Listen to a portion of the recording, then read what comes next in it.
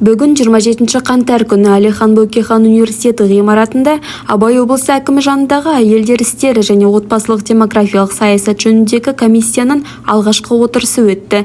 Жиынға облыс әкімінің орынбасары, комиссия төрағасы Шалқар Байбеков, Қазақстан Республикасының президенті жанындағы әйелдер істері және отбасылық демографиялық саясат жөніндегі ұлттық комиссия мүшесі Риза Молдашева және комиссия мүшелері қатысты. Қазақстан Республикасының президенті жанындағы ұлттық комиссия бар. Осыған сәйкес әр облыс өңірлік комиссиялар мен қала аудан әкімдер жанында осыған ұқсас комиссия жұмыс атқарады. Қазақстан Республикасы президенті жарлығымен қабылданған 2030 жылға дейінгі отбасылық және гендерлік саясат жөніндегі тұжырымдамасы негізінде Абай облысы әкімі жанындағы әйелдер істері және отбасылық демографиялық саясат жөніндегі комиссия іске асырылады. Комиссия отырысы барысында қоғамдық даму басқармасының басшысы Айдар Садырбаев отбасылық гендерлік саясат саласындағы ағымдағы жағдай туралы баяндама жасады. Жергілікті жерде алғаш аталған комиссиялардың жұмысын үйлестіруші мемлекеттік орган есебінде ішкі саясат бөлімдері анықталған. Статистикалық мәліметтерге сәйкес облыс тұрғындарының жалпы саны 611.888 адамды құрайды.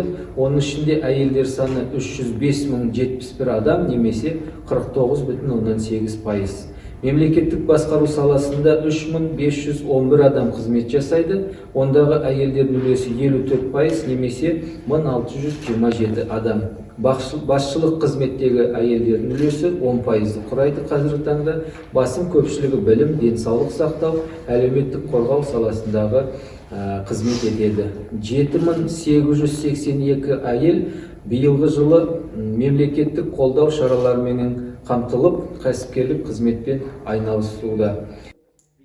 Сондай-ақ комиссия жұмысында отбасы әл-ауқатының мәселелері, тұрмыстық зорлық-зомбылықтың жүйелі алдын алу бойынша қоғамдық ұйымдармен тиімді өзара іс-қимыл жасау, өмірлік қиын жағдайға тап болған азаматтарға уақытылы көмек көрсету мәселелері басым болып қала берілетіні айтылды. Жеті обращение, соның ішінде суицидта болды, буллингта болды, ТЖС, трудная жизненная ситуация. Ал сол бәрі жағдайлар енді білім басқармасымен біз тікелей жұмыс істеп жатырмыз, бәрі шешілді. Қазір де міне кешеде сигнал түсті. Кәдімгідей жұмыс істеу керек, бұл жерде жанашырлық керек, бұл жерде тоқтамай жүреді. Екінші мәселе, негізі осы комиссияның отырысына келесі жолы аудандардың өкілдері қатысса. Қазіргі таңда қоғамның басты тақырыптарының бірі отбасылық және гендерлік саясат. Конституциямызда әйелдер мен ерлердің тең құқықтары және еркіндіктері басты қағидат деп көрсетілген.